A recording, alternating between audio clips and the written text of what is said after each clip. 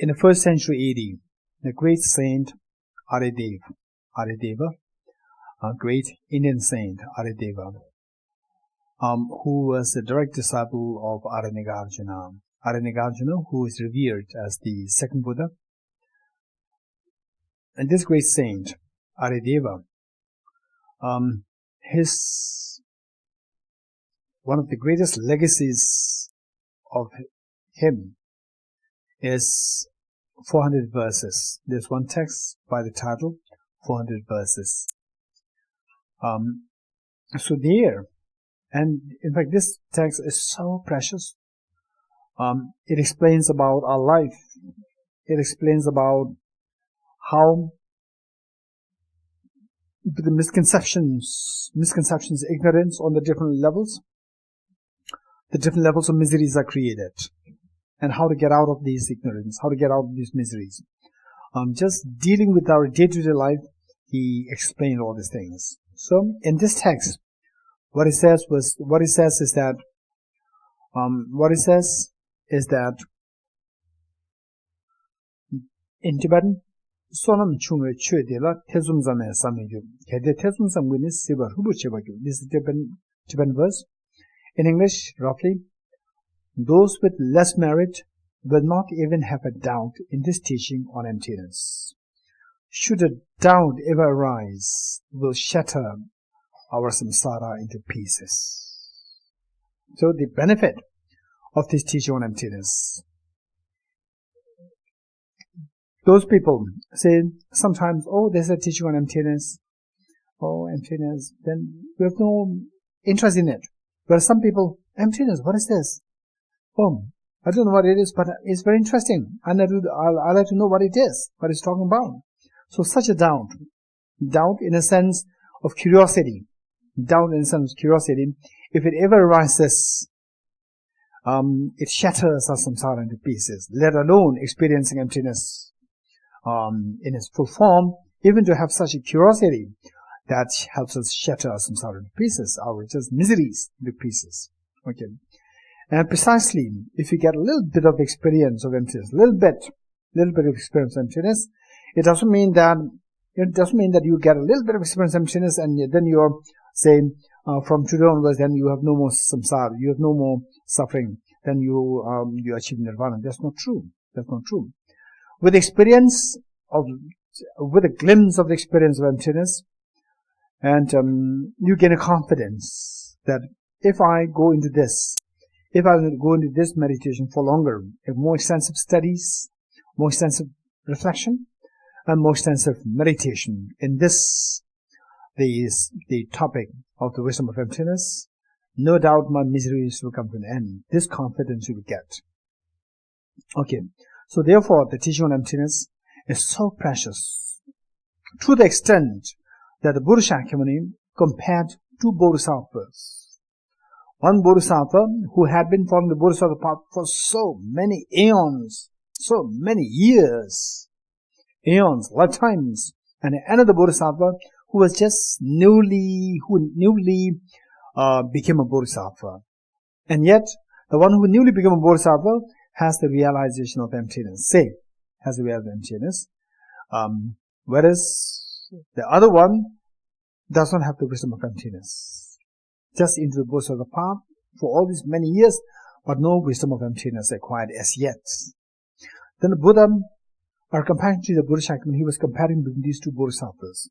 So, the Buddha said that the bodhisattva who was just newly became a bodhisattva, and yet with the wisdom of emptiness, say one moment of virtue this bodhisattva accumulate can be million times more powerful than the moment of the merit accumulated by the bodhisattva, although for such a long time and engaged in the virtue, but without wisdom and emptiness.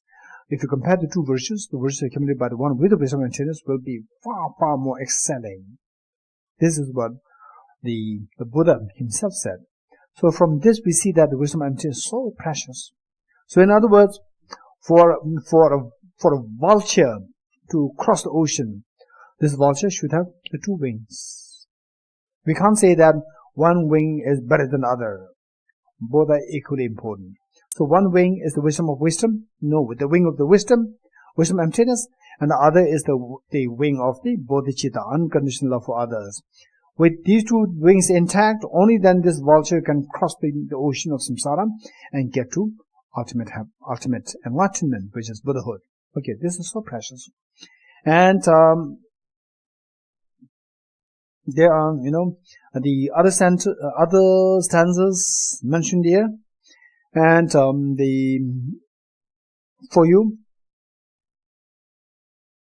I'd like to also share with you what the Buddha narrated as to the benefit of experiencing emptiness and the demerit of not seeing emptiness.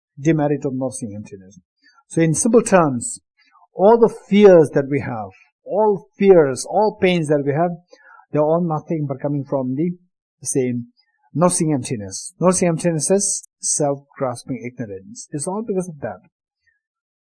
And the analogy that the Buddha gave was that there was I think I shared this here, the king and the painter. Last year or this year? Huh?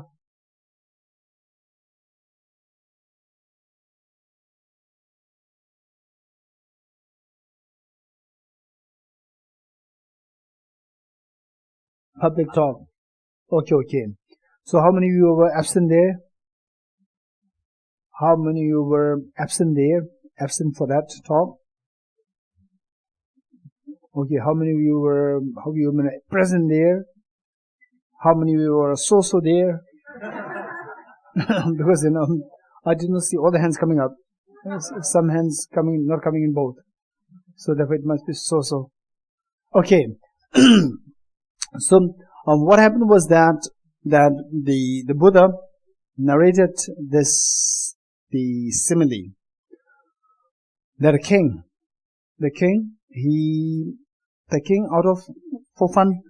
for reason of fun or for reason of looking for expertise, he called the best of the painters in the kingdom, and he was asked to paint something. And the painter, he painted. When the job was done, then he invited the king, and the king was so happy. King rewarded him with gold or whatever, and then he left. Then after 2 years, again the king became curious to have another painting. Invited the same painter and asked him to paint something, and he was shown the same place. He went there, and the painter came out shouting and really literally crying and shouting out of fear and ran away from the palace. And the king, what happened? And he was saying that there was a ghost there in this house. And the king, how come that there's a ghost in the palace? And the king sent his ministers, and there was nothing there. What was there? Just a painting of a ghost was there. And why this painter was so afraid? He painted the painting of the ghost. He painted this painting of the ghost, and he forgot that he had painted this ghost painting. And he thought that it is so real. It was painted so real. He thought it was a real ghost. He painted it. He forgot that he painted it, and then now it is scaring him. This painting, his own painting, started to scare him, and then he ran away. So likewise, the Buddha said, that all phenomena which we interact with, they are nothing but the painting of our own mind. We painted them, yet we forgot that we are unaware that we painted them, and then, creates problems. The fear, anxiety, tension, all these things are created because of that. Okay. So this was what the Buddha narrated. And our job is not to take things blindly. Don't forget what the Buddha said. Bhikshus, wise men and women, just as the goldsmith tests the purity of the gold by cutting, rubbing, and burning the gold, you should also examine my words and put them into practice, not simply because you respect me.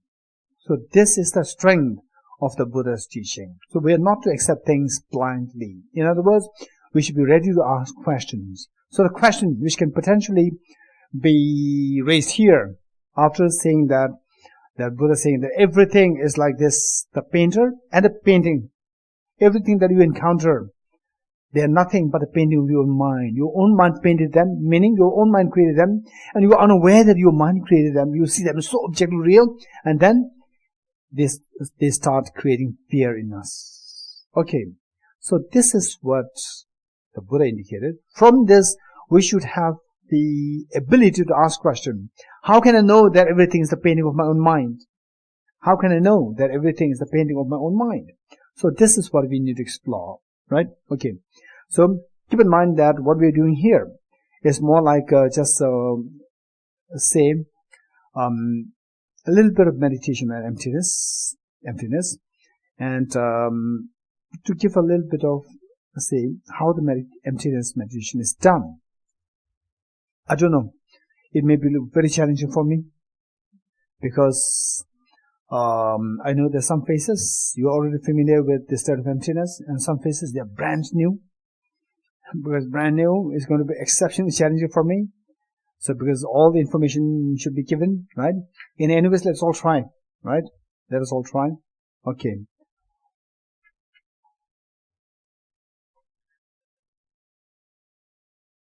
Okay, tell me, how many of you, just raise your hands, how many of you are already exposed to some degree of teaching on emptiness?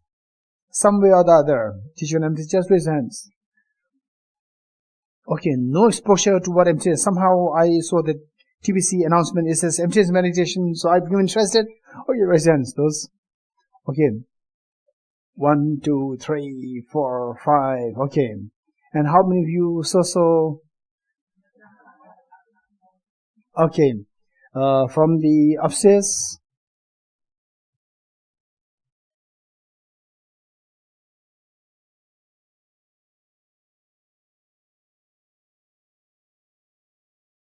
How many upstairs are exposed to the some studies of emptiness? Okay, a lot. Oh, very good. Huh? Okay, so what about those who did not have any exposure to the study of emptiness? Okay, one. I think 1, 2, 1. I think only one. Whoa. Okay, good. Very good. Okay. Okay. Now, what we do is that, so here,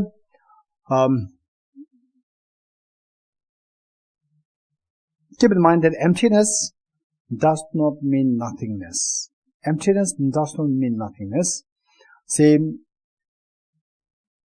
like this painting of the ghost. Painting of the ghost was not painted by the ghost itself. Painted by the painter. It was coming from the painter's skills that the painting came. Not from the painting painted itself. It's coming from the painters. Likewise, our dream. Our dream was created by our own mind. Although we dreamt of a ghost chasing us, right? Although we dreamt of ghosts chasing us and you running, but this dream ghost was none other than your own mental creation. Yes, no? How many of you agree with me?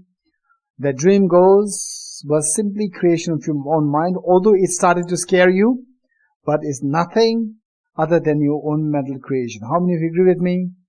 Okay, I know you already agree with me. Right? Now with this, what we are studying, it doesn't mean that the dream ghost does not exist. Dream ghost does exist. Dream ghost is not a real ghost. It is a dream ghost. Likewise, the flower exists. Everything exists. It's not that nothing exists. Everything exists, but everything exists subjectively, not objectively. Just as the dream ghost exists subjectively. Subjective meaning existing from your mind, but a part of mind. Everything exists but a part of your mind. Nothing exists objectively. Everything exists what? Subjectively.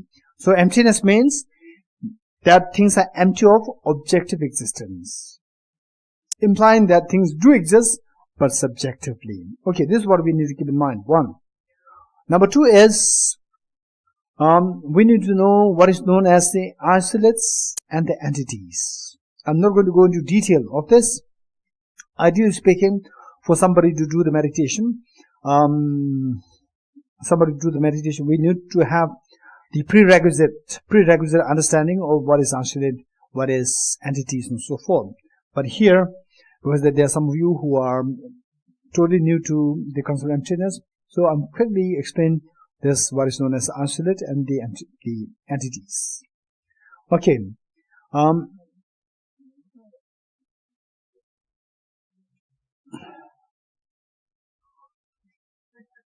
Okay, so this is a huge task.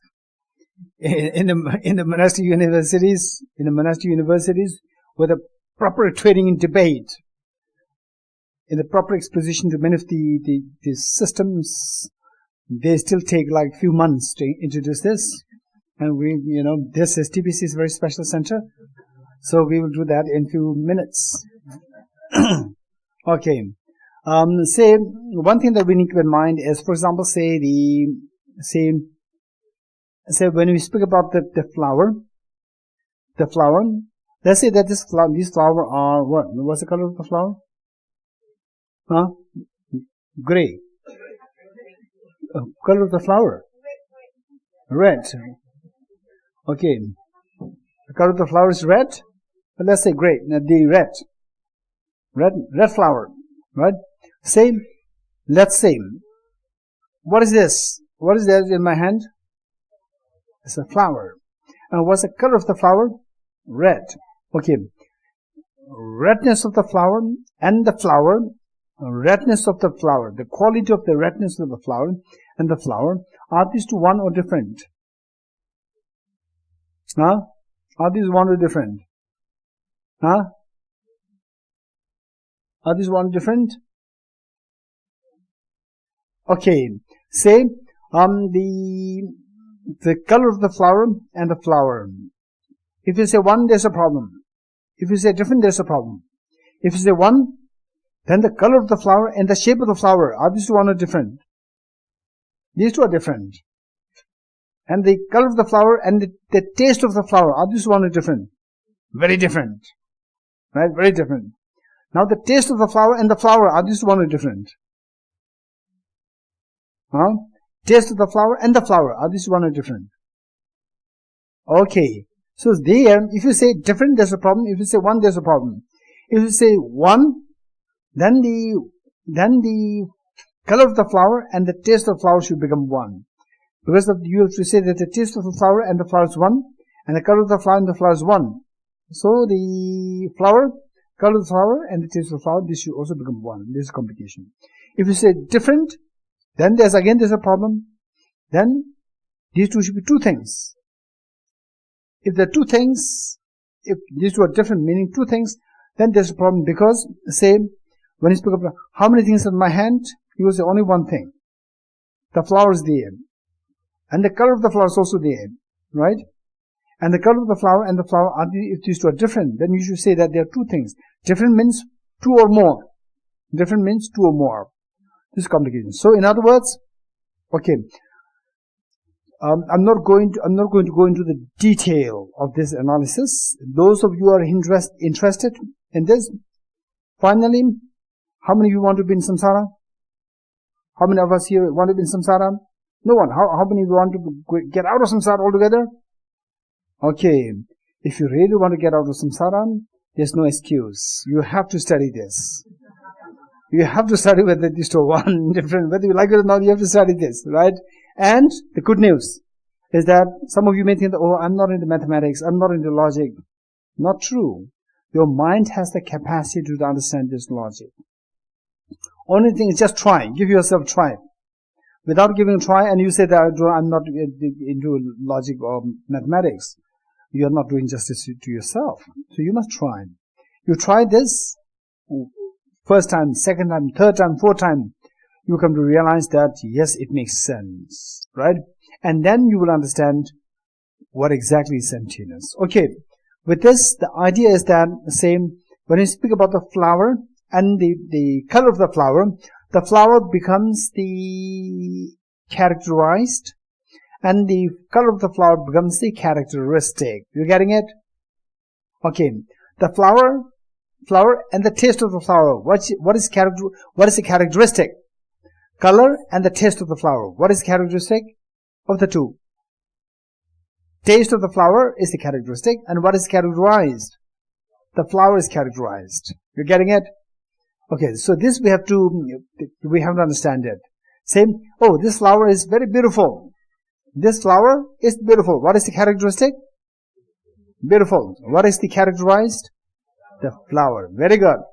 Characterized and the characteristic. Characterized and characteristics. So, where's the flower? Is there. Where's the color of the flower? Is there. I pointed to the same object or different object? Same object. Okay. Where's your table? Where's your table? Hey, where's your table? Don't look at me.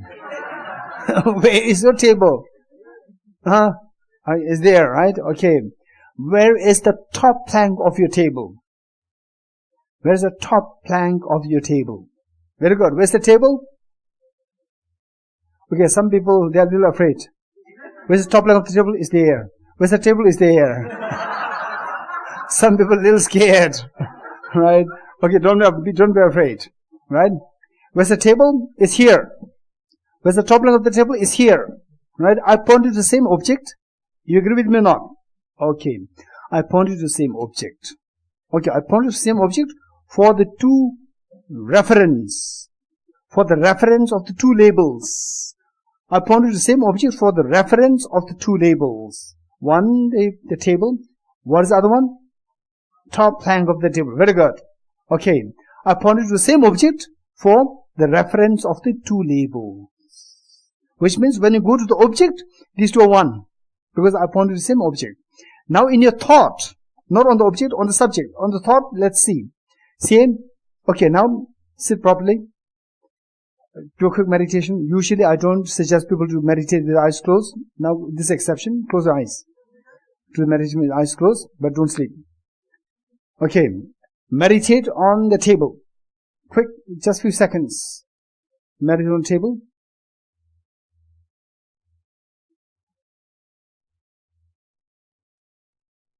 Okay, now open your eyes.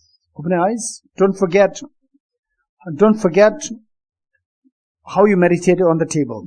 Next, close your eyes. Meditate on the top plank of the table. Top plank of the table. Okay, good.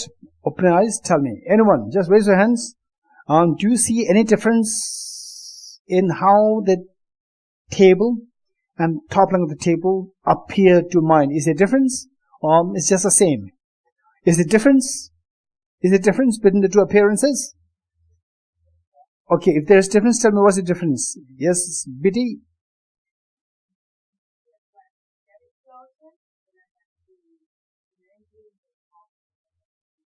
Yes, then? Okay, so the other one you cannot see closely. Yes, you could, right? Okay, same. Okay, Biddy says the top of the table, you see it close. Table, you see it a little different from distance. Okay, this one way. Anyone else who likes to see that? Share with us what's the difference in a meditation on the table and the top plank of the table. Anyone?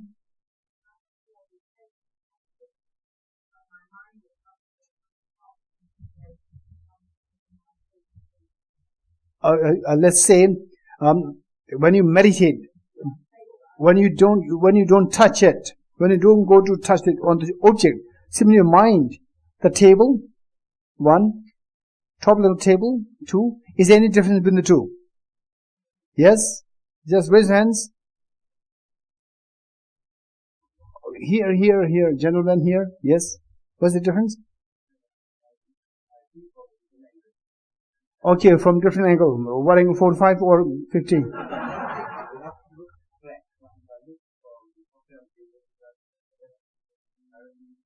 Okay. So top plank of the table, you imagine that you're looking from the top. From the table, don't look at from the top. You do from the side. Okay, from the top you don't see the table. From top you don't see the human beings. Huh? Okay. This is another point. Very interesting point. It never came to my mind. Thank you. This is very interesting. Your person is very interesting. Thank you. So therefore, I need to have more discussions. Okay, anyone? Li Hui? Okay. Your name? Leon. What Leon said is that, say, the top line of the table, it is, you see that as you are looking from the top. You're looking from the top down. Right? So for the table, you're looking from the side. This is how you see the difference, right? If I hold this table on the side, top line of the, you wouldn't see the top line? No? You cannot, because you're not at the top, right? You can still see the top line. Anyone else? Yes, Li Hui? Huh? One? One has legs, one without legs. Anyone else? Yes. One is seen as whole and one is seen as parts. Yes, over there? The girl over there? Yes. Okay. So, same table means the top line plus the legs. Top line means without legs, just the top. Right? And then one is the parts. The top line is the parts. And the table is the whole. Okay. Anyone else? Anyone else who likes to share your thoughts? Or just you agree with Li Hui, you agree with Zoe, or you agree with Luen, Leon? Okay, anyone? Just raise your hands. Who agrees with who? Which of three? Anyone? No one agrees. Okay, so the point is that, tell me, was there a difference in terms of how you see the two things in your mind? When you're thinking, not looking at the table. In thinking, the table, top line of the table, do you see a difference? Just give the answer, yes or no? Good. Okay. So, this difference is not when you go to look at the point to the object, when you think. Thinking is subject or object? On the subject, you see the difference. On the object, you point to the same object. Where's the table? Is here. Where's the top line of the table? Is here. I point to the same object. Yes, no? Okay. Now you experiment yourself. Where's the table? Point to it. Where's the table? Where's the top line of the table? Okay, very good. Some of you are very sincere. Others, they think, what is this? I know this already. So where is emptiness? Right? It is so easy. Where is emptiness? I know this attitude some have. Yeah. Okay, look. Say there's a difference. So this difference is happening on the subject or on the object? On the subject. On the object, there's no difference. We pointed to the same object. So this is known as the table and the top line of the table. In other words, say the parts and the whole. Parts and the whole. The relationship is, when you go towards the object, they are always same. When you go towards the subject, these are always different. This is what we need to keep in mind. The parts and whole. Likewise, you and your body. You and your body, are these two parts and whole? Yes, no? You and your body. Which is part, and which is whole? Which is part? The body is the part, and the whole is the mind. Very good. Mind. Interesting. I, okay. So I or the person is the whole, and the body is the part. Okay. I and the human being. I and the human being. Which is part and which is whole? I and the human being. Which is part, which is whole? Are these two parts and whole or not? I and the whole, the human beings. Are these two parts and whole? Yes, no? No? How many of you say yes? Okay. Those of you said yes, which is part and which is whole? The I is the whole, And the human being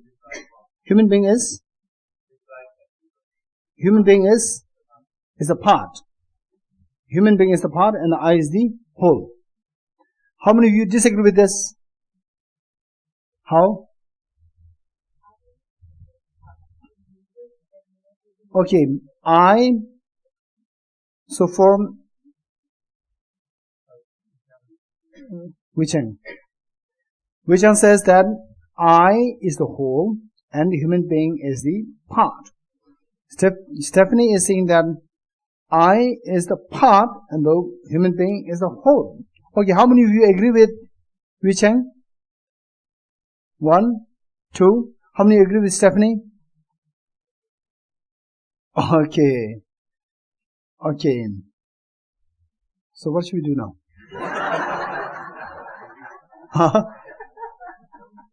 No, there's Wichang also, many people supported you. Okay, so the context is different. Two of them, they bring two different contexts. Both are correct. They bring two different contexts. Wichang is bringing the context in terms of one person. One being, for example, say I, then I of this life is human or what? Human. I of previous life, I of next life can be different lives. Right? So with this respect, with respect to one person, then human being is confined to one life, and this I spreads all the 3 times. So from that point of view, this I is the whole, and the human being is a part. Now with Stephanie, the context is different. Context is not with one person, but with the total human beings. So human beings is 7 billion, and I am just one person. So I'm just a tiny person, and human beings is 7 spreads over 7 billion human beings. So there the human beings is bigger, and I am part. Human being is whole. So the context is different. Both are correct. Provided one keeps in mind what the context is. Okay, very good. Now with this, what I'd like to say is the characterized and characteristic. Anyone who can give me an example of characteristic and characterized? Very quick. Hey. Is there anyone who can give an example of characterized and characteristic? Huh? Orange and orange juice. Okay, orange and orange juice. Which is characterized? Orange and the sourness of the orange. Orange and the sourness of the orange.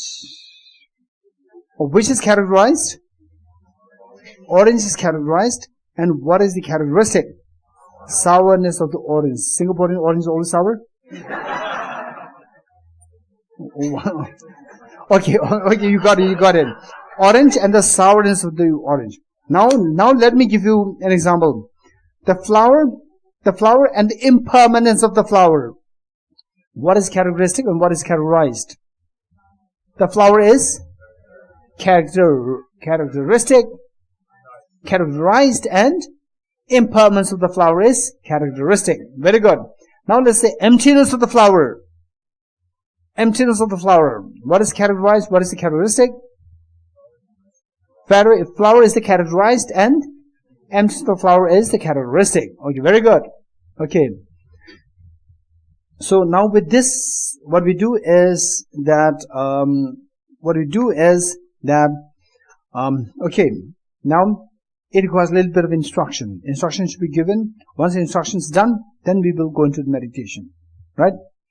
Okay. When you speak about emptiness, say emptiness of the person, emptiness of I, emptiness of I. What is characteristic? What is characterized? This I is characterized, and emptiness of this I is characteristic. Very good. Very good. Okay. Now with this, what we do is that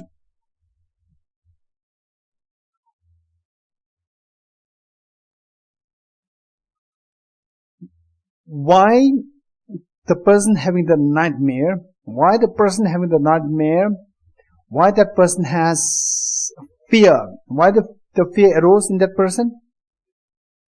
Anyone? Oh, anyone who has experience of nightmare?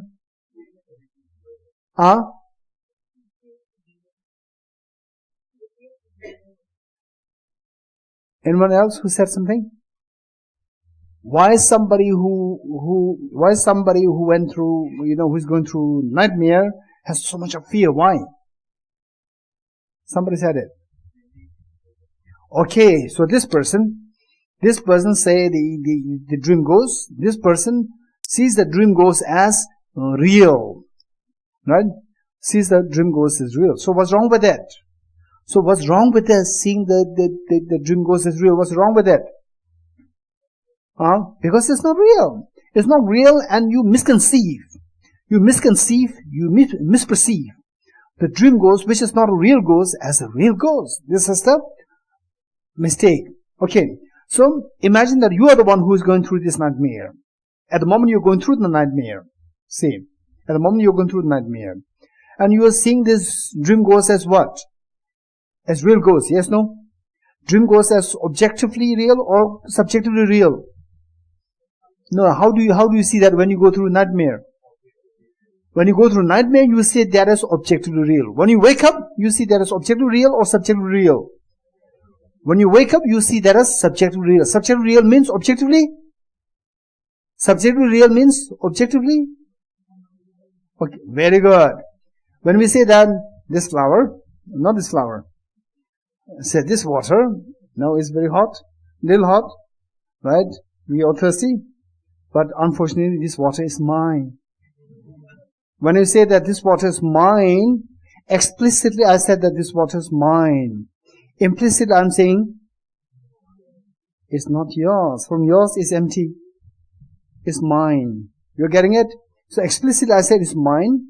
Implicitly I'm saying it's not yours. Likewise, when we say that this flower exists subjectively, explicitly I say that this flower exists subjectively, like the dream.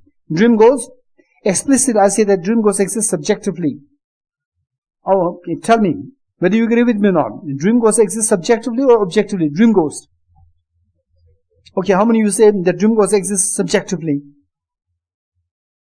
Okay, how many of you say dream? Okay, the dream ghost exists objectively or subjectively? Okay, let's say the dream ghost exists from your mind or from the ghost? From the mind. The mind is the subject, and from the ghost is the object. So the dream ghost exists subjectively or objectively? Subjectively. Very good. So when you say the dream ghost exists subjectively, explicitly, when you explicitly say that dream ghost exists subjectively, implicitly you are saying that the dream ghost is, from the object, it is empty. From the object, it is empty. You're getting it? Emptiness means emptiness of objective existence. Just as the dream ghost exists subjectively, dream ghost is empty from the object, right? Everything else simply exists subjectively. Although we may not be convinced at this moment, but the reality is that everything exists subjectively, meaning like a dream ghost coming from your subjective mind, everything is coming from your subjective mind. Which means everything exists from the object side, everything is empty, although we may not, if I'll not ask how it is empty. If I ask how it is empty, you will say you did not teach me. Right? You can say this. Right? Okay. So I will not ask this question to you. What I'm asking is at least what you've learned so far. If everything exists subjectively, then everything from the object side, everything is empty. This is the meaning of emptiness. Emptiness means that things are empty from the object. Things are empty objectively. Subjectively, things exist. Objectively, things are empty. This is the meaning. You're getting it? Okay, with this mind. Okay, now let's see. What is in my left hand? Red flower. What is in my right hand? Nothing is there. Yellow flower is there. No yellow flower. Imagine a yellow flower. Imagine a yellow flower in my right hand. And left hand, red flower. What is the difference between the flower in my left hand and the flower in my right hand? What's the difference? Huh? Okay, just raise hands. And just raise hands. Anyone? What's the difference between the flower, the red hand in my left hand, and the yellow flower in my right hand? What's the difference between these two? Okay, my friend is saying this color is different. So my right hand has the yellow flower. Yellow. Okay. So, which means I must be a magician. Right? Without anything, I create a yellow flower. Right? Okay, anyone else? What's the difference, anyone? Okay. The flower, what is in my right hand is the imaginary flower, versus what is in my left hand is the real flower. You getting it? In a loose sense, what we say is that the flower in my right hand is imaginary flower. Flower in my left hand is a real flower. Okay.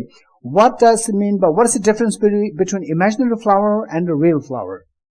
One is coming from the mind, other is coming from the object. You're getting it? Okay.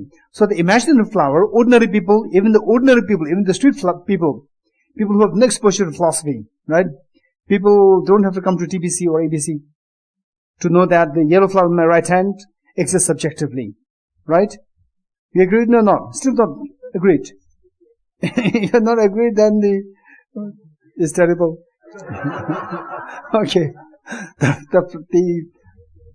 The imaginary flower in my right hand, does it exist subjectively or objectively? Why subjectively? Because it's coming from my mind. You're getting it? Very good. Okay, you got it now. Now, like, just as the imaginary flower that is in my right hand exists subjectively, the Buddha said that everything exists subjectively.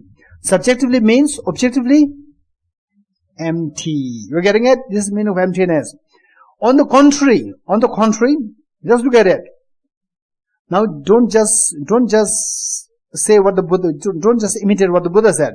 Just tell me your mind. Tell me your mind. Speak your mind. Speak your mind. How does this flower appear to you? I'm not saying how does this flower exist. If I say how does this flower exist, then you have to say according to what the reality is. Right? I'm asking you, how does flower appear to you? As objectively real or subjectively real?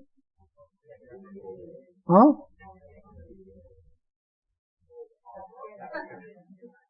Objectively real. Very good.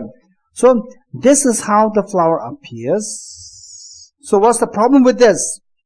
But, now tell me, I have two questions. One is, how does this flower appear to you? What is your answer? It appears as objectively real. How does this flower exist? As subjectively real. How does the flower exist means, what is the reality? And although we may not know the reality so precisely, but at least from what we have learned, everything exists subjectively. From that point of view, how does the flower exist? Subjectively. How does it appear to exist? Objectively. You're getting it? Okay, tell me. How does flower appear to you? Objectively, subjectively? Objectively. How does this flower actually exist? Objectively, subjectively? Subjectively. Okay, we must be able to say this at least. We must be able to say this. Then later on, not only you say this, you must understand it. How this flower actually exists subjectively. How deceptively we see it as objectively real. Okay. Now tell me. There are two things. One is how it appears to you, and the other is how it actually exists. Are these two same, or these two are contradictory? How it appears to you and how it exists. Contradictory or same? Contradictory. In what way contradictory? In appearing wise, objective, not subjective. Real existence, subjective, not objective. This is contradiction. Now tell me, because of this contradiction, what's the problem when the flower appears as objectively real? What's the problem? When you see the dream ghost as real ghost, what's the problem? Hey, what's the problem? When you see the dream ghost as a real ghost, what's the problem? Fear. Very good. When you see the dream ghost as dream ghost, what's the problem? What happens? The fear dissolves. You're getting it? When you see the dream ghost as coming from your subjective mind, then what happens to the fear? Fear dissolves. When you see the dream ghost as objectively real, what happens to the fear? Fear arises. You're getting it? So therefore, when you see when you see this dream ghost as objectively real, then the fear arises, which you don't want. This is known as samsara. So this samsara, fear, it arises out of seeing things as objectively real. You're getting it? When you see the dream ghost as subjectively real, then what happens to the fear? Fear dissolves. When do you see the dream ghost as subjectively real? In the dream or outside the dream? Outside the dream, right? Okay. So that way, now the question arises. You look at it once more. Look at it and see how this flower appears. Now tell me, how does this flower appear to you? As objectively real or subjectively real? Objectively real. You're getting it? So seeing this flower as objectively real, this is the cause of all our miseries. Right? This is a cause of all our miseries. So this is like seeing the dream ghost as the real ghost. Dream ghost as objectively real. Then it causes all the miseries. Right? Okay. Now, how to get out of this? How to get out of the miseries then? If seeing this flower as objectively real, if that is the cause of all the miseries, how can we get out of all the miseries? Anyone? How can we get out of all the miseries? Anyone? We have to know the reality of this. What is the reality of this? What is the reality of this flower? Objectively real or subjectively real? Subjectively real. This is a reality. Only we realize the reality, then we see that from the object this flower is empty. Right? The moment you see that from the object the flower is empty, what happens to the samsaric problems? They all dissolve. You're getting it? Okay. Now, how to take the next step? We come to know that if you see that this flower is empty from the object, then our fear dissolves. So what is the next question? Anyone? Anyone? How can I see that this flower is empty from the object? How can I know that the flower exists from the subject? You're getting it? This is the next question. What is the next question? Now, how can I know that the flower is empty from the object? How can I know that the flower exists from the subject? How can I know this? You're getting it? This is what we should be doing here. Now, how many of you have seen Mirage? How many of you have seen Mirage? No Mirage? In Singapore, no Mirage. Oh, okay, one over there. One over there. Yes, yes. Okay. You have seen the Mirage? The girl over there at the end? You have seen Mirage? Very good. Okay. Mirage. Anyone, although most of us may not have seen Mirage, what is Mirage like? The girl over there can explain it? Exactly. From a distance, you see a water there. When you go close to the object, from where you saw the water, is dry. There's no water there. Right? This is Mirage. This is Mirage. In fact, keep in mind that in the desert, what do you see? Animals, they're so thirsty. Wild animals, they're so thirsty. And then they see Mirage. They see the Mirage is the real water. They think that there's water there. They run towards them. They end up with no water there. So this is known as Mirage. You getting it? Okay. Now, ready? Not ready? Okay. Now, what is the question, by the way? Before we say now, what is the question? How do we know that this flower does not exist objectively? How do we know that flower does not exist from the object? The flower exists or not exist? The flower exists or not exist? Huh? It does exist. How does it exist then? If it exists, number one, and if it does not exist objectively, number two, then how does it exist? It exists subjectively. You're getting it? The flower exists or not exists? Okay, I don't care whether you understand emptiness or not. At least say the flower exists. Because when you leave this TPC, and I'm leaving tomorrow, and then you say that, we learned that strange. I went to TPC, I regret having gone to TPC. We learned that flower doesn't exist. No, I do not say this. Okay, flower exists or not exists? Very good, thank you. Okay, now the rest is up to you. Okay, Flower exists objectively, subjectively? Subjectively, objectively? Empty. Okay. Now, the next question is what? How can I know that the flower is empty from the object? You getting it? What's the question? How can I know that the flower is empty from the object? What is the question? How can we know that the flower is empty from the object? Okay, very good. For this, let us recite the 2 lines by Arya Nagarjuna. Let us recite the 2 lines from Arya Nagarjuna. It's easy, don't worry, it's very easy. If the mirage were to be water, if the mirage were to be water, line 1, the next line, why not those close by the mirage see water? If the mirage were to be water, why not those close by the mirage see water? Okay, let us say this again together. If the mirage were to be water, why not those close by the mirage see water? You getting it? Okay. Is there anyone who can explain these 2 lines? If the mirage were to be water, why not those close by the mirage see water? Is there anyone who can explain this? Imagine that you are staying 1 kilometer away from me, and you are seeing me, that you are seeing water just around me, right? Then to double check whether it's a mirage or water, what will you do? You are 1 kilometer away from me, and you are seeing some kind of water, where I am. You can see 1 kilometer, you can see water 1 kilometer away from you where I am. So how will you know that whether what we are seeing is water or mirage? How can you know that?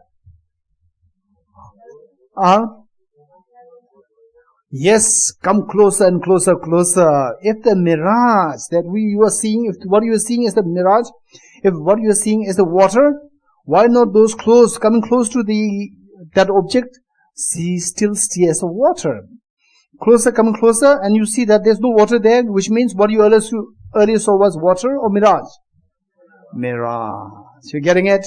Likewise, let us say the 2 lines once more. If the mirage were to be water, why not those close by the mirage see water? Right? Okay, in TPC is perfect. Right? Now going out of TPC, don't lose that. Okay. Now, by the same extension of reasoning to the flower, let us say this. If the flower were to exist objectively, if the mirage were to be water, if the flower were to exist objectively, why not those close by the object see the flower? Okay, let us say this again together. If the flower were to exist objectively, why not those close by the flower those close by the object see the flower? Okay, let us see this. Wow. So when I hear this, I'm very inspired. All of you are so enthusiastic. Okay, let's say this again.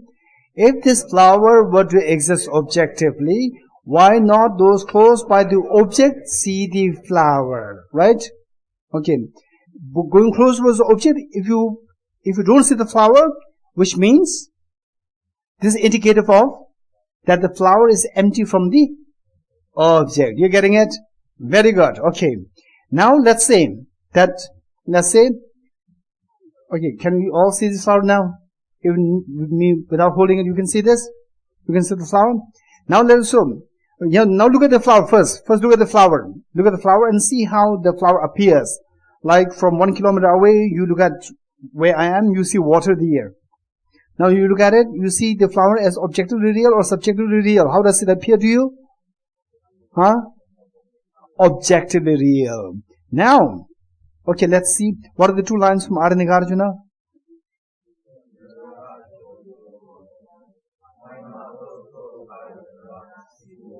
Very good.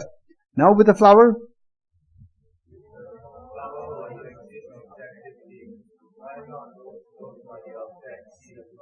Very good. Thank you.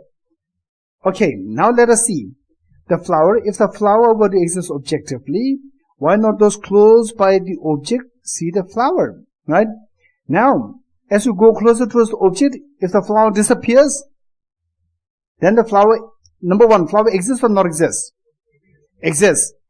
Now from this analysis, if the flower disappears as you go closer to the object, if the flower disappears, this is indicative of what? That the flower is empty from the object. Now you come to know the flower exists.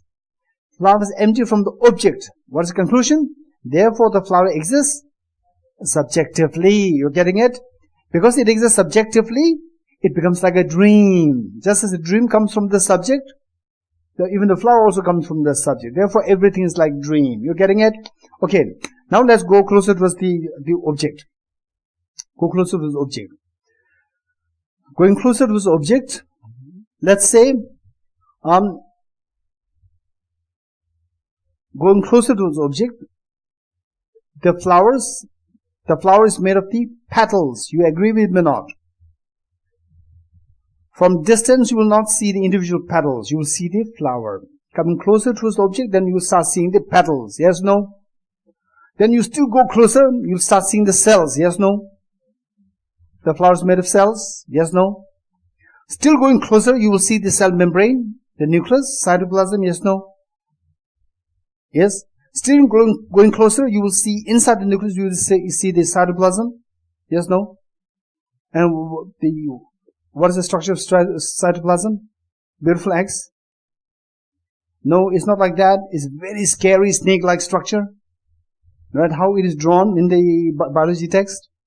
Biology textbook is very beautiful eggs. Actually, it's not like that. No, within nucleus. Within nucleus, the cytoplasm. Chromosomes within the nucleus. Chromosomes, they are, beautiful eggs. No. In the real chromosome, you see it's very scary structure like the snakes. Right? Okay. So now, let's say that, and even these chromosomes which appear as very scary snake structure, you go deeper into the object, you will see them just made of molecules. Yes, no?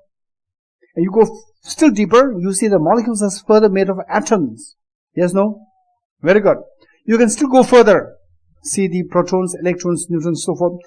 It's enough. We stay there on the atomic level. Okay, now imagine that you've gone too close to the object, to the level of the atoms. Okay, now tell me, what are you seeing now? Hey, what are you seeing now? Huh? Hey, let us start from the beginning. Let's start from the beginning. Okay, you said the two lines so well. Say it again. If the mirage were to be water, why not those close up in the mirage see water? Okay, by the same token of reasoning, with the flower, how do we extend it to the flower? If the flower were to exist objectively, why not those close by the objects see the flower? You getting it? Okay, now what should we be doing? You should go closer to the object. Yes, no? Don't forget the main goal, right? Going closer to the object. Going closer to the object, what we see? First we start seeing the flower petals. Yes, no? Then okay, small children, right? I'm not saying that you're small children.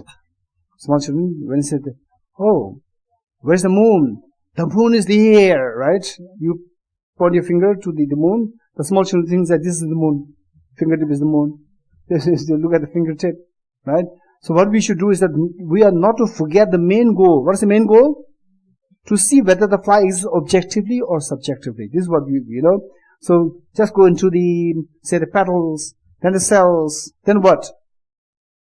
First go into the petals. Going closer to the object, then you start seeing the cells. Then you're still going deeper inside the cell, then you see the nucleus, cytoplasm, cell membrane. Then within the nucleus we go, then you see the chromosomes and mitochondria and these. Okay. Now the chromosomes, still you go into the chromosome, you see the molecules. Then you go into the molecule, you see the atoms. Now imagine, what are you seeing now? Just millions of atoms. You're getting it? Okay. Now, which is closer to the object? You seeing on the atomic level, or from the distance you see a flower? Which is closer towards the object? Which of the two perceptions is closer towards the object? One, From distance you see as a flower. From very close you see the atoms. Which is closer? When you see on the atomic level, that is closer to the object. Okay, now imagine that you are looking at the same flower and seeing that as millions of atoms. My question to you, what are you seeing? What are you seeing? You are seeing millions of atoms. What happened to the flower? Flower disappears. You getting it? Flower disappears. Which means you have gone too close with the object, then the flower disappears. Which means the flower is empty from the object. You're getting it? Okay, now here what we should be doing in a meditation, what we should be doing is that we just stay there on the level of the atoms and ask two questions. First question, what are you seeing? What's the answer? What are you seeing? I'm saying millions of atoms. Okay, the second question, where's the flower? What's the answer? It disappears, right? It disappears means it is empty. Right? It is empty. Okay, so when you say it is empty, the emptying, that the flower disappears, and then the atoms. These two are two different characteristics of the same object. These two are two different characteristics of the same object. What are the two different characteristics? Atoms on the one hand, and that the flower disappears. The disappearance of the flower. Emptiness of flower. These two are two different characteristics of the same object. Of the two different characteristics, what you should be focusing is on, you should be focusing on the second one. What is the second one? The disappearance of the flower, which is nothing but the emptiness of the flower. Okay, so in fact this is little technical, and of course it's going to be little technical and little challenging, particularly for those of you who are coming here for the first time. So therefore, what I would suggest is the fact that with all these very sophisticated, complicated things from my side, trying my best explain simple terms, and you from your side trying to just grab what is there, and particularly for the first time coming here and still trying to grab it. This is, we have done a good job. We have done a good job, right? Okay, otherwise it is quite challenging. Now with this, now with the flower, just as with the flower, now we will switch to the person, the self, right? Okay, how many of you have been into problems in your life? Problems in life? No problem. Then those of you without problems in your life. Without problems in your life. Okay. Is there anyone who likes to share one of the experiences of your problems in your life? Anyone who likes to share? I don't mind, if you don't share, you want to keep it confidential, it doesn't matter. If you like to share one problem, maybe quite a severe problem. Anyone who likes to share? Anyone? Anyone? Quick. Anyone who likes to share? Oh, no one. Yes, Rita.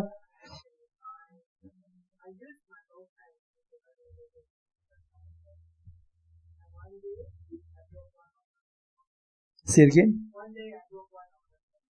Okay, your legs, hands. Okay, one of the hands broken, and it was acute pain, right?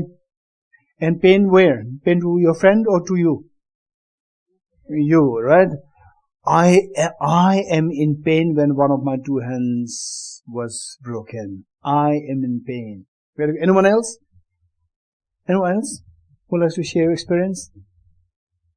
Anyone? No. Well, okay. Anyone who has, say, a nightmare in your life? Anyone else? Did you have nightmare? And I will not ask what kind of nightmare you had. Don't worry. Did you have nightmare?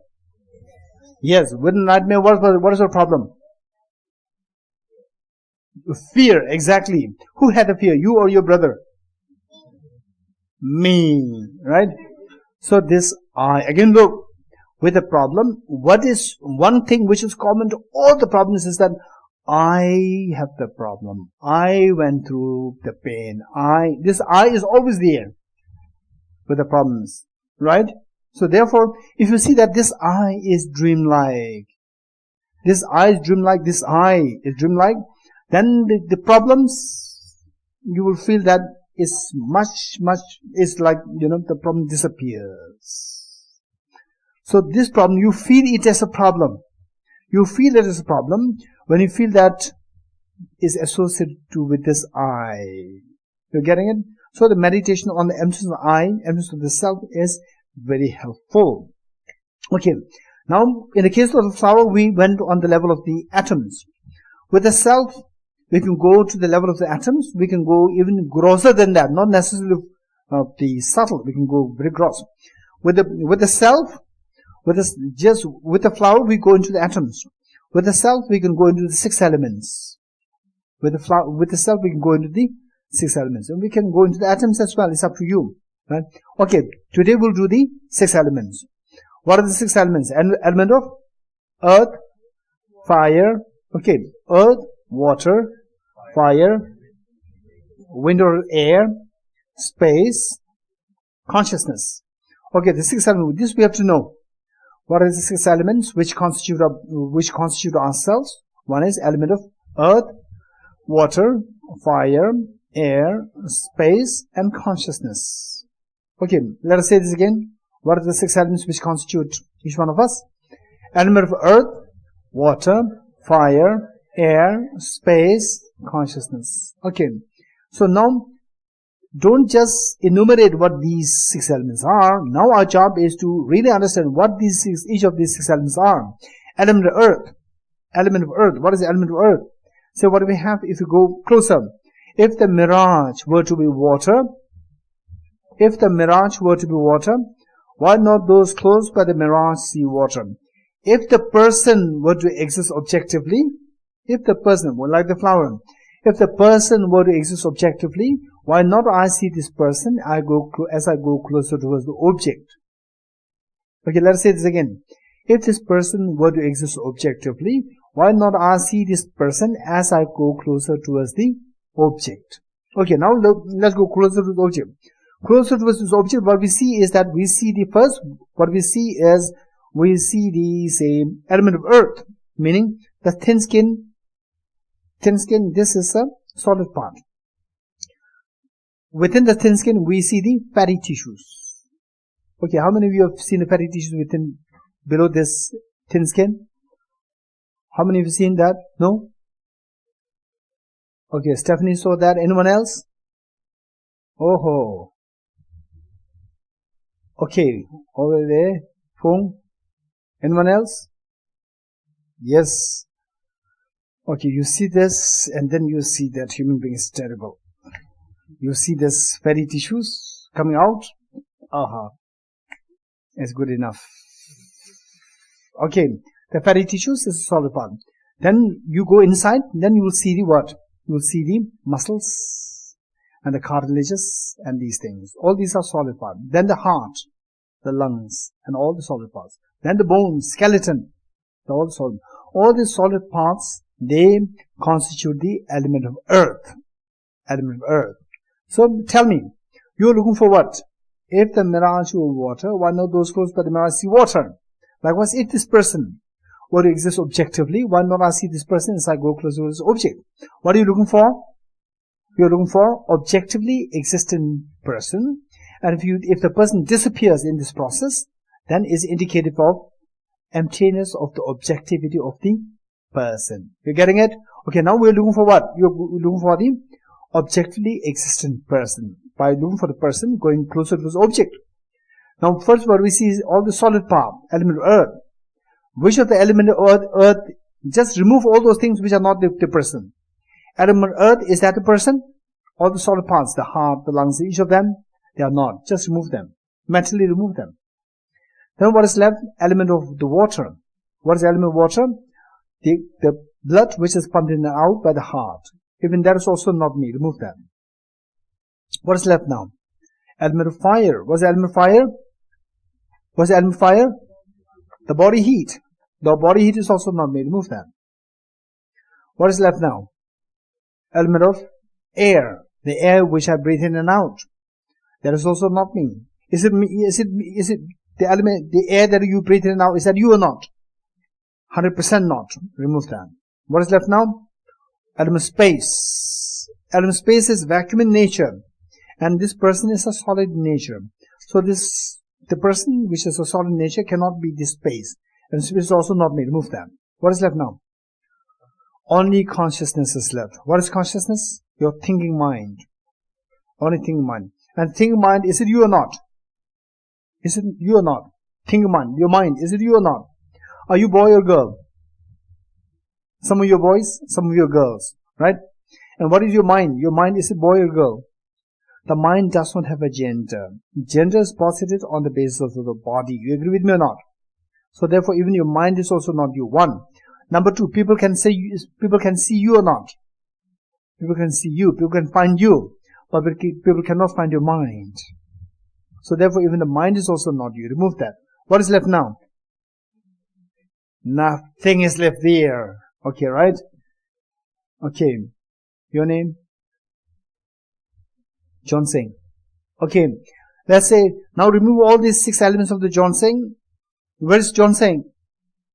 It disappears. It's empty. You're getting it? Okay, now the 2 questions. What are the 2 questions? With the 6 elements of John Singh, what are you seeing? I'm just seeing the 6 elements of John Singh. Where's John Singh? John Singh disappears. Second question. Where's John Singh? John Singh disappears. You getting it? Okay. So this meditation is a very primitive form of meditation on emptiness. Yet, the same meditation, when your learning becomes sophisticated, this same meditation will become very profound. When your learning is very basic, then this meditation will remain very primitive or very basic, but it helps us greatly, particularly at times of stress, anxiety, and so forth. It helps us greatly. In fact, there are a number of people who reported who reported the experience, right? Who reported the experience. One I remember. In fact, this was what. Okay. There are a number of people who reported this experience, that with this meditation, the fear and the anxiety disappears. Right? Okay. So this is what we're going to do. Now ready?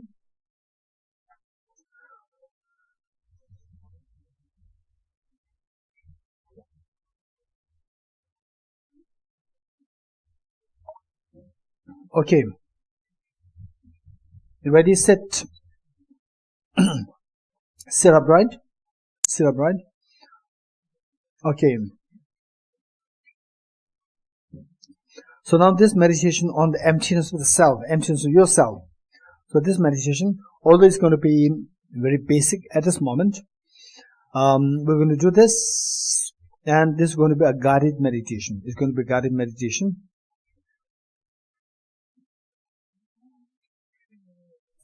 Okay, actually before we go that, let us turn to page 218.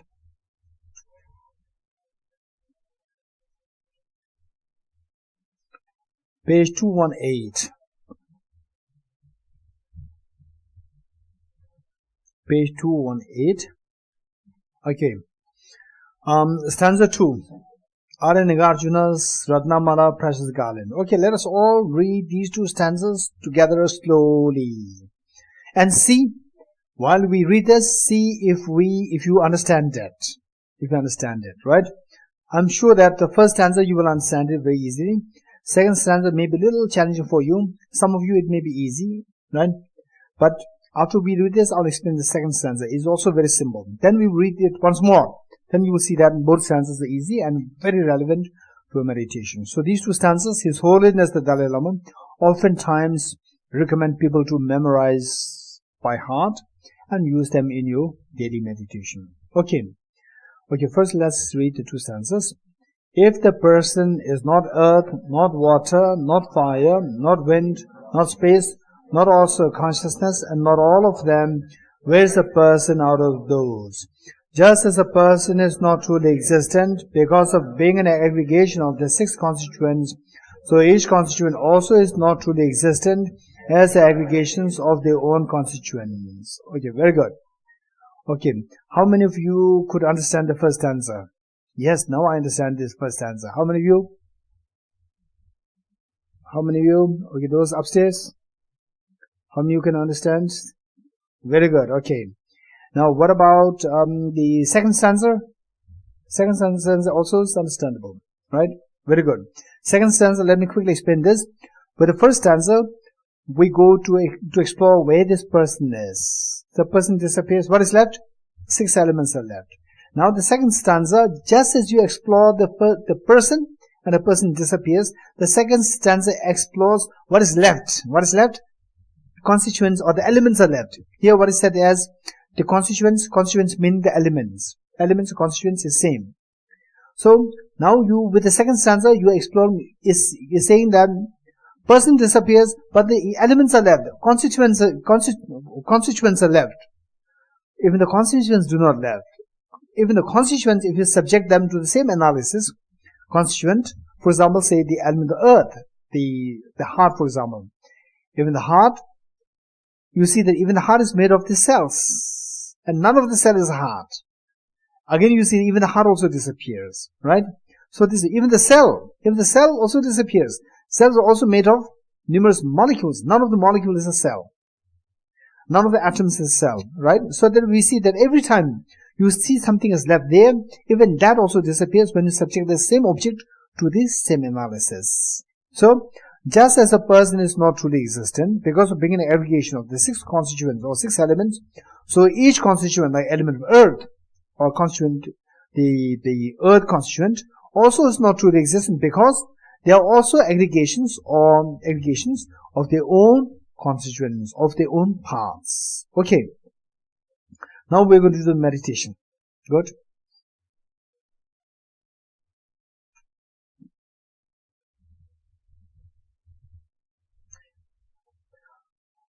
Okay, I'm very sorry. I can't resist myself from taking you to this stanza. Page 215. Page 215, the last stanza. Upali requested Sutra. Page 215. Okay. This stanza is very precious. If ever you do meditation emptiness, I would suggest you to start with this stanza. I would suggest you. But of course, within the teachings of the Buddha, within the sutras, there are so many other sutras as powerful as this sutra. At least when I do my meditation emptiness, I always start with this stanza. Because this stanza, one, it is coming directly from the Buddha, is the Buddha's words. One, therefore it's very powerful. And the blessed, then number 2, the wordings are so powerful. Okay, well, let's read this together. The various delightful flowers blossom, and the sparkling supreme golden abodes stand so alluring. For none of these is their creator, they are posited by our thought. It is through conceptualization that the world is imputed. Okay, so how I do this is that I imagine myself. I start with meditation. I say this stanza. In Tibetan it is Naso yiga medo kajishin sergi hanjo barwa yiyongwa tenam tela chebo gamede tela tobe wagi shabayin. This is the Tibetan version. So I say this stanza, and then I imagine myself as going to a garden. Going to a beautiful garden. Because it says, the various delightful flowers blossom, and the sparkling supreme golden abodes stand so alluring. Right? So I imagine myself as going to the garden with very beautiful flowers, and particularly I imagine, say, rose flowers, because at times I see the rose flowers so appealing, so fresh, and the color combination, the texture are so perfect. So my mind was simply captured by this vision of the flowers one time in Manali. So in this garden, I imagine myself seeing that same flower. And then I recite this, recite this, and then I do go into the analysis on the basis of this flower. Okay, right? And then, this is how we started. This is, we'll recite this once more, and then we'll do the meditation on the emptiness of the person, right? You can do this on the basis of the flower. You can do it on the basis of the person also. So what we are going to do is on the basis of the person, but we are going to read this as well. We'll read this once more, 215, the last stanza. The various delightful flowers blossom, and the sparkling supreme golden apples stand so alluring. For none of these is their creator. They are posited by the power of thought. It is through conceptualization that the world is imputed. Okay, very good. Now we will do the meditation emptiness of the person. Okay, sit upright properly.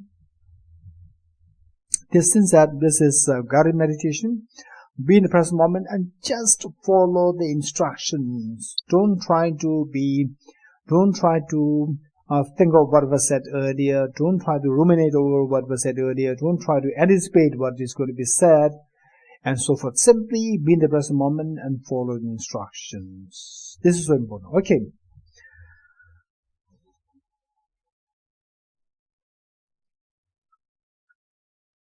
Just as the Buddha indicated that this flower, which is so beautiful, it is mental created. There's no creator external. They're all created by own mind. Likewise, even the self, I. Just see how this I appear to you. What are you doing? I'm meditating. Are you sure you're meditating? Yes. Okay. How does this person as you, how does I appear to you? From the object or from the subject? Of course from the object. This is deception. Seeing this I as so objectively real, nothing to do with my mind creating it. This is known as self-grasping ignorance, and this is the root of all our suffering. How can I know that this is ignorance? Ignorance, by the very definition, should be a mind whose apprehension of the object does not tally with the reality. So how can you know that this person does not really exist, this I does not really exist objectively? Okay. Now, if this I does exist objectively, remember what Arya Nagarjuna said. If the mirage were to be water, why not those close by the mirage see water? If the mirage were to be water, why not those close by the mirage see water? In a like manner, if this person were to exist objectively, why not those close by the object see the person? If this I were to exist objectively, why not those close by the object see the person? Okay, now let's go closer to the object to see if the person exists. And if you come to realize that going closer to the object and the person disappears, it does not mean that the person does not exist. It simply means that the person does not exist objectively. Okay, now let us look closer towards the person. Going closer to the person, we see that the person is made of 6 elements. The first one is the element of earth, meaning all the solid parts, like the skin, thin skin. Of course, it's not me. Then go inside. The fatty tissues is also not me. Go inside, the muscles, the cartilages, none of this is me. Remove them. Next, the blood vessels, the heart, the lungs, the kidney, the spleen, the pancreas, the stomach, the gallbladder, the liver, none of these is this person. Remove them. Then the bone, skeleton, of course, is also not me. We can replace the bones. It's also not me. Remove that. Okay, now the element of water. The blood which is pumped in and out by the heart to different parts of the body, even that is also not me. The force is not me. Remove that. Element of water is not me. Element of fire, the body heat. From distance, people cannot see me. People can see me, but they cannot see my body heat. Even the body heat, the element of fire is also not me. Remove that. Now the element of air that I breathe in and out is also not me. That's 100%. It's not me. Remove that. Now the element of space. This I exists as a solid present. Whereas the contrary to this, the space is vacuum in nature. These two are mutually exclusive. These two cannot be the one. When the element of space is also not, remove that. What is left? Only the consciousness or the mind is left. That is also not me. Because people can see me, but people cannot see my mind. One. Number two, I'm a male, I'm a female. Whereas this mind does not have gender. Gender is posited on the basis of the body. So therefore, even this consciousness or the mind is also not this person. Remove that. What is left now? Nothing is left. Nothing is left. Nothing is left. Now slowly bring in all those which you excluded as not I. Element of earth, the solid part. Element of water, the blood. Element of fire, the body heat. Element of air. Element of space. Element of consciousness. Just bring all of them. You see that these 6 elements are like 6 individual persons. These 6 individual persons. And these two are very different from each other. They do not have a common feature. They are very different from each other. What are you seeing now? The first question, what are you seeing now? I'm just seeing the 6 elements. Where is this person? This person's empty. The moment you say this person is empty, you got emptiness. Remain as the experience for a while. And again, this experience disappears. Just ask the first question. What are you seeing? And the 6 elements. Where is this person? She disappears. He disappears. Then, the moment you say it disappears or it is empty, grab that experience for a while.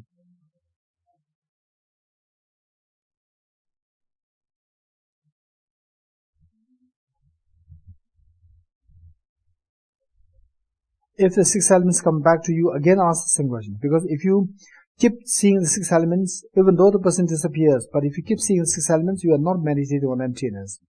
To meditate on emptiness, you must get answer to the second question. First question, what is seeing? I'm seeing the 6 elements. Where is this person? This person is empty. This person disappears. This was empty. Grab that experience and remain there for a while.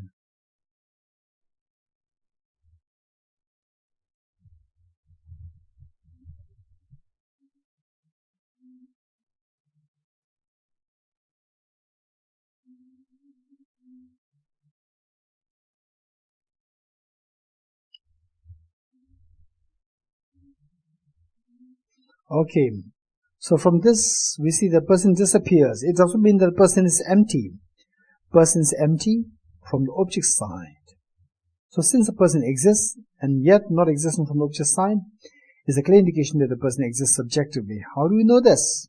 Okay, now slowly come out of the meditation. Slowly come out of the meditation. Think of yourself. Oh, what did you do? Again, this self comes back. This self comes back. Now imagine you go back to the meditation, the 6 elements. Where is this person? Again the person disappears. Again you come out of the meditation. Again the person comes back. You see that the person comes back, it disappears. Comes back, it disappears. It happens. In actuality, on the object there's no change. On the object there's no change. But the change is constantly happening. Person comes back, disappears, comes back. So this change is not happening on the object. It's changing on your perception. Perception is subjective. It's not object. So therefore, whatever is involved with the subject, whatever is involved with the perception, this is purely coming from the subject. So the person comes back, disappears, comes back, which means this person is a part of the perception. Beyond the perception, from the object, it is very clearly seen that it is empty. Okay. So now, with this meditation, if you're able to do this meditation more consistently, okay, now come out of the meditation. Hey, come out of meditation.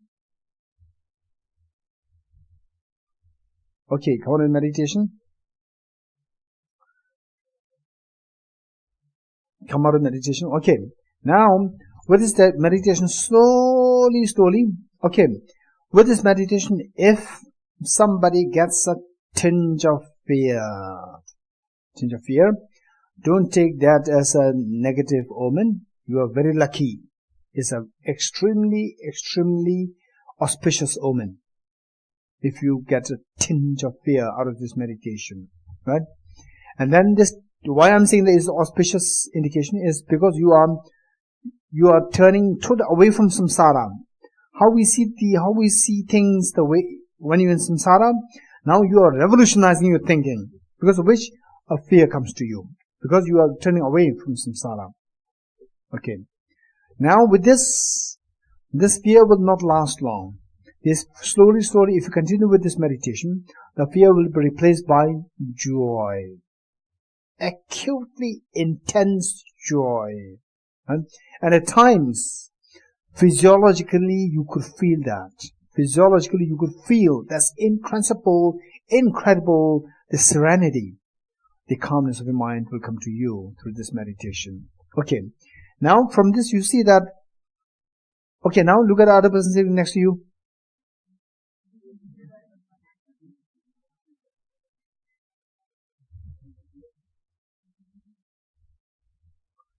Okay, all of you are smiling. I didn't ask you to smile. Yeah, I did ask you to just look at the other person. Right? Okay, now don't look at the other person.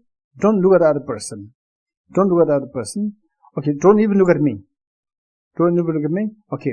Now think of the same person who made you smile.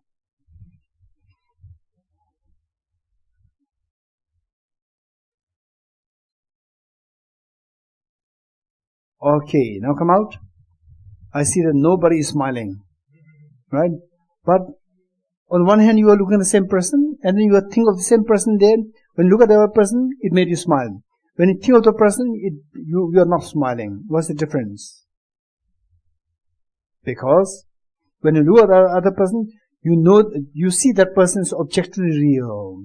When you think of the other person, you know that this is not coming from the object, it's coming from my mind. So therefore it does not make you smile. Right? And fear, all this, even if you were to imagine a ghost there, you will not feel the fear. But if you see the same thing what you imagine as real, then the fear comes. So when you see that things are coming from the subject, the excitement, anger, all these things will dissolve. When you see things object real, then the fear, all these things come.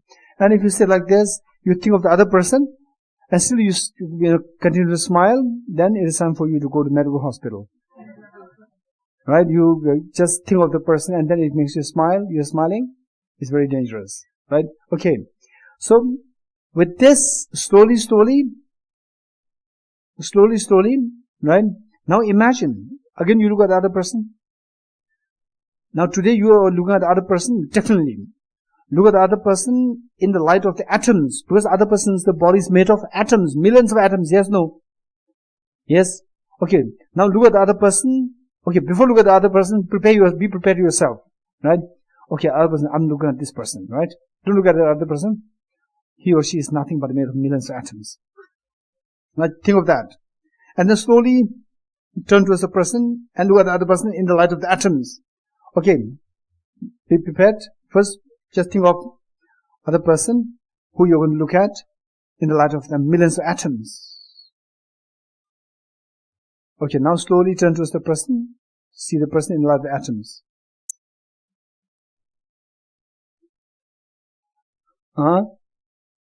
Okay, those of you who are smiling, you are not looking at you are again seeing the same person, not as atoms.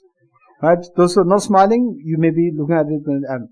When you see the other person in the light of the atoms, you will not laugh, you will not smile. Right? Okay. You see the object as objectively real. Right? Okay. Now, with this meditation, slowly with this meditation, what is happening is that things dissolve objectively. Things existing objectively, they all dissolve. What is left is just illusion is left. What your mind creates, like illusion, that is left. So on this basis, now the bodhisattvas, they should be engaging in the practice of generosity, engaging in the practice of the ethics, engaged in the practice of patience, enthusiasm, meditate concentration, and so forth. All these things with the awareness that everything is illusion-like. With this awareness, you have to engage in the virtues. All the virtues you have to engage with this awareness that things are all illusion-like. Right? Okay. So, good. Any questions? Any questions? Yes. I cannot see the person as atom. Okay, so this we need training. Right? If you do not see the other person atoms, first you, without looking at the person, you visualize the person, and you see that this person is made of skin, right? Skin, the bones, the flesh, the blood vessels, heart, and so forth. And they are also made of the cells. Cells are made of the molecules. Molecules are made of the atoms. So this is how we have to slowly proceed through. So I visualize that, but I know it's fake because I feel like my mind is making that up. No, these are not fake. This is very true. Okay, same. What am I drinking? Okay, what am I doing? What am I doing? I'm doing water. And some of you may say that I'm doing water. Some of you may say that I'm drinking H2O. Some of you may say that you are drinking protons, electrons, neutrons. Right? Which of the three answers is correct? All three are correct. No one is faking up. All three are correct. It's only how you view that. Your perception differs, because of which you see the objects differently. Otherwise, all three are correct. Right? Oh, this is a girl, this is a boy. Oh, he's my friend, she's my friend, he's my brother, she's my brother. These are all correct. Oh, this person is, I'm just with a bunch of atoms. Right? I'm just with a bunch of, sitting next to a bunch of atoms. This is also correct. This is also correct. Right? The only thing is that we are so indoctrinated by the belief that there's a person there. This one, only one perception. And it was that there's a bunch of atom here, and I'm with a bunch of atom there. You know? This is also correct. Both are correct. But we are biased towards one perception. And we think that the perception that we are having one way, that we impose to the object. Actually, it's just a perception. Seeing the other person as a person. That's simply your perception. We impose this on the object. Right? So this is how we see you painted it on the object, and the object scares you. Right? You painted what? This person who is so nasty, you painted it. Mentally you painted it, and the person scares you. Yeah. Any other questions? Yes, over there. I say it again. Okay. Very good. That's true. So, in fact, the safest thing to do. Okay, the question is, it is quite scary to do this meditation with someone who you know so well, right? Like your father, like your mother, like your husband, wife, children, your brother, sisters. It's very scary to think about that. So, is it proper? Do it first to someone who you don't know, or neutral person. Then you slowly apply to, right? Okay. So, very good approach. Yes. Whichever way is, the thing is that you should be benefited. And then if it is more beneficial by starting from something neutral, then slowly turn towards your near and dear ones. Right? That is also a very good approach. Yes. This is very good. Right, Geshe, now that you have taught us these meditations, is it something that we can practice daily on our own? Or if we were to do it, how long would you recommend the durations of Okay, this is a good question. So, this practice, can we do it on a regular basis? And if yes, then how long should we be doing this? This is a very good question. Very practical and very helpful. Answer is yes, we can do this practice. And with a disclaimer.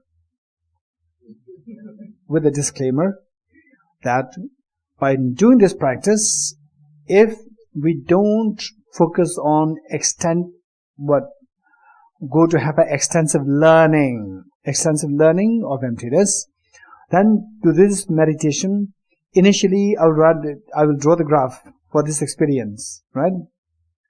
That initially the experience will shoot like a rocket, like this. And then slowly it'll fall down. It'll fall, right? It'll fall, then it'll fall very steep down. Steep down. And then you do the same meditation, then it'll become very mechanical. Mechanical, it is like playing a tape recorder, right? No effect, no feeling. So this will happen. This will happen. It'll shoot up, and it's very exciting. And you may think that now, say TPC, once there is this Geshe, the Dorji Damdul came, and he said that we have to study. It's not true, right? And just what he taught, 1 hour, I'm doing this for 1 week, and I'm experiencing it, right? Okay, this feeling can come to you for some. Experience can be very acute, very striking, and very but pleasant experience. But, right, it is only for 1 week or 2 weeks, right?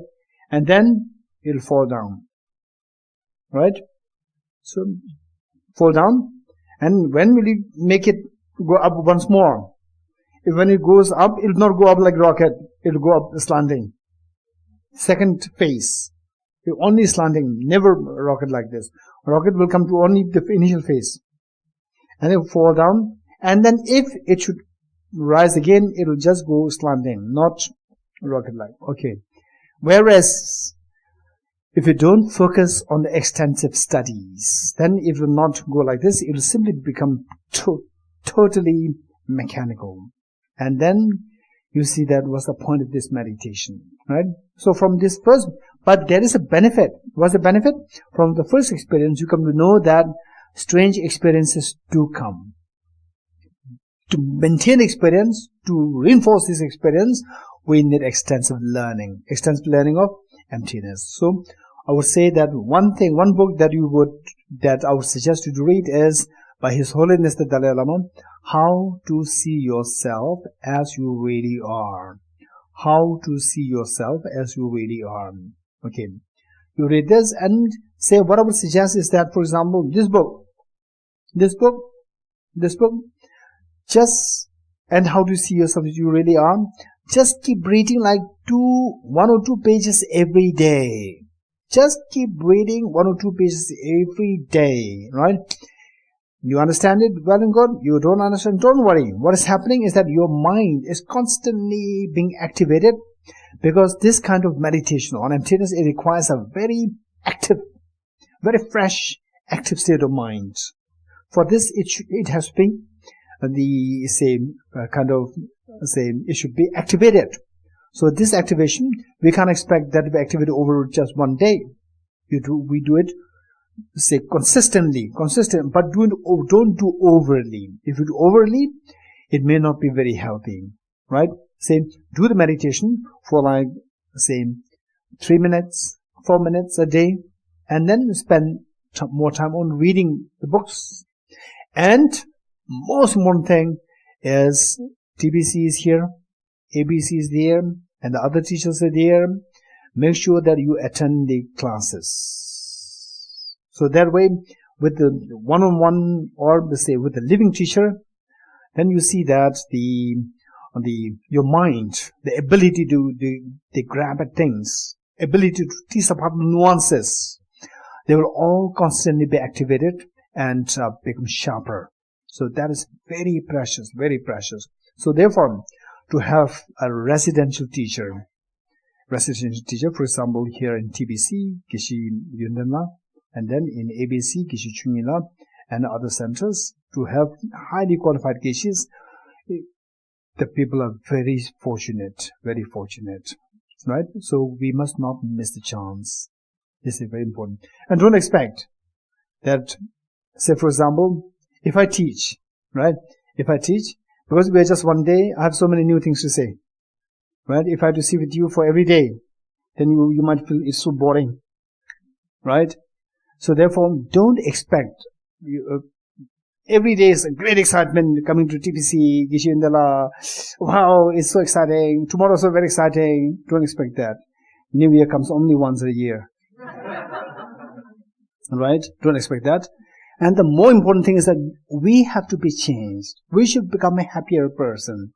So for this, whatever means it helps you, go for that. Even though it may not be so exciting as you expect. For example, surgery, nobody enjoys surgery. But if the need be, we have to go for surgery even to make you a happier person. So likewise, so these teachings, they are so precious. Receiving teachings from a living teacher, particularly what I would say is the highly qualified Geshes, like Geshe Yundenla, Geshe Chunyilam, is so rare. So therefore, we must not miss the chance to receive these teachings. This is so important. Yeah. Any more questions? Yes, over there.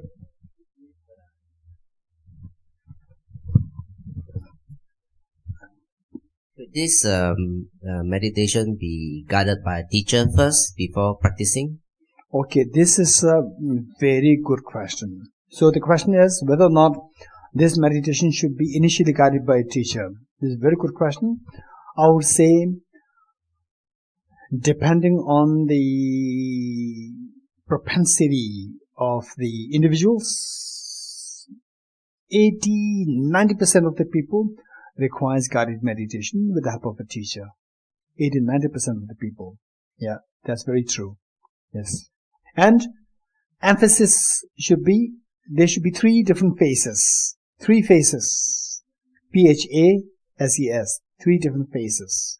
The first phase is emphasis on learning. While you learn, you equally pay importance on reflection and meditation, but emphasis on the learning. The first phase, emphasis on learning. Of the 3, learning, reflection and meditation. Learning meaning sit with the teacher, learn from the teacher, you ask questions, our teacher asks you questions, and then you read materials. This is how we gain the knowledge. That is the learning. Of the 3 things happening in the initial phase, the learning should be emphasized, should be given the priority of the reflection and the meditation. Once you gain little command over the knowledge, okay, this is what is said in this text, in Arya Nagarjuna's text, Acharya Chandragiriti's text, His Holiness the Dharma's book, Lama Tsongkhapa's book, and so forth. Once you are quite rich with the textual knowledge, then the emphasis should be on the second, reflection. With the reflection, the learning, the first learning should not be missed. Learning should not be mixed, and the meditation should not be missed. But the emphasis should be on the reflection. Reflection meaning you subject whatever you learned to scrutinize whether they really mean this, they really make sense to you or not. You subject them to analysis. With this second, what happens is that you will gain conviction. 100% is true. How things appear to me, this is deceptive. And I'm being bullied. I'm being suffering. I've been suffering all because of believing in this perception. Well, you gain conviction. With a deep conviction, then you will switch to the third, which is meditation. While you go through the third phase, the first and second should not be missed. But the emphasis should be on the third, meditation, right? This is how we should be proceeding. So in the initial stage, the help from the external teacher is extremely, extremely important. Yes, over there? Yes.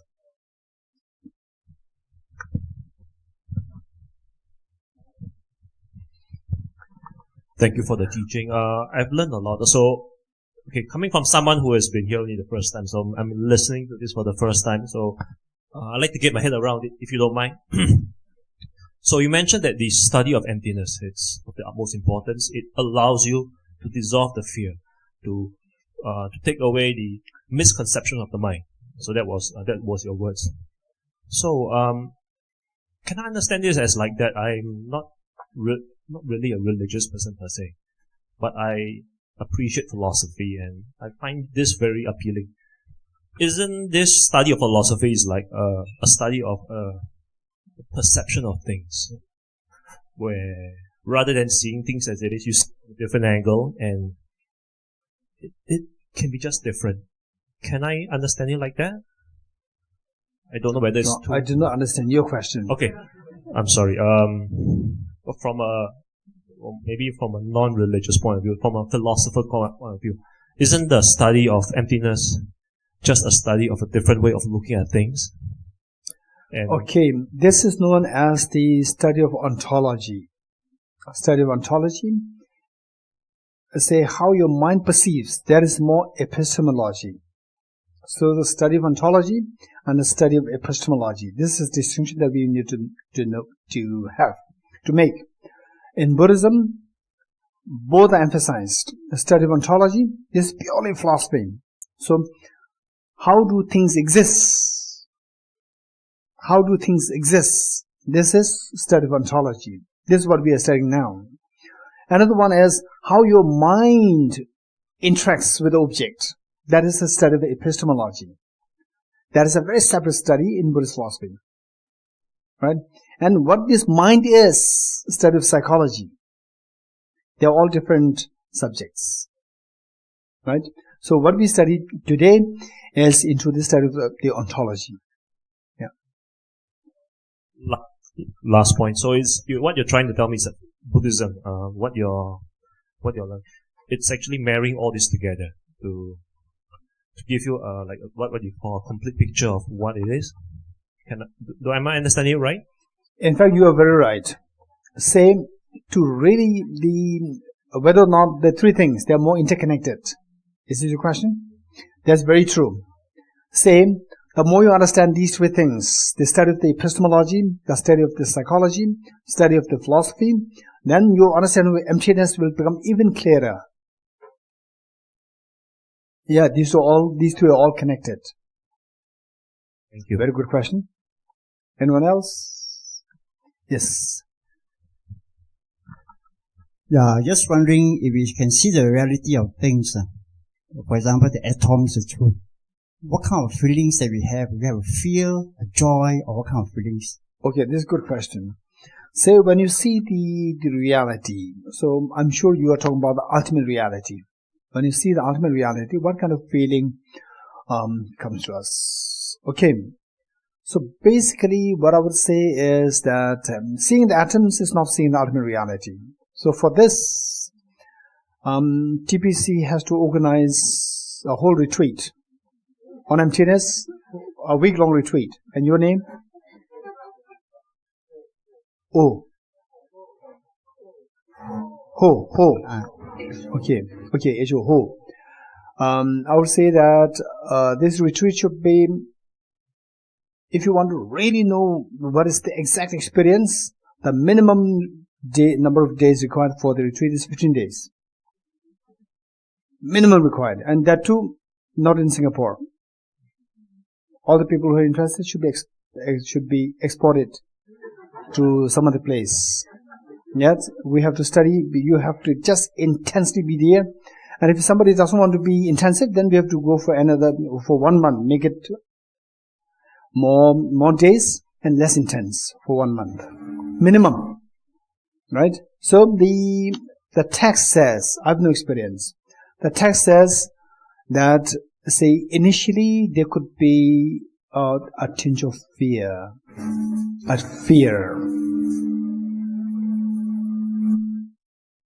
A tinge of fear. And then this fear will be replaced by intense, very profound peace. Very profound. Okay, it will be replaced by intense peace. And the same, that the kind of experience that we are going through at the moment, we are not aware that there's a tremendous turbulence, fluctuations, turbulence in our emotions, turbulence in terms of experience. It is happening, but we are unaware of that. Only when we experience emptiness, then we will see the frame of reference and frame of comparison. The 2 points of comparison can be seen. One, the usual experience that we are going through, and the other, the very profound experience that you get out of the experience of emptiness. You see two things. The moment you see the two things, then you will realize that I'm just in the flux of turbulence of my emotions 24/7. Right? Because you see that with the experience of emptiness, the little glimpse of emptiness that you might get out of that, the feeling that you get is so tranquil, so peaceful, as though like what is really happening there, like boiling there, it simply quells, like this kind of experience is described. Yeah. For this, we have to really get to this level of the experience, we have to study more extensively. And this study is so precious, right? Precious.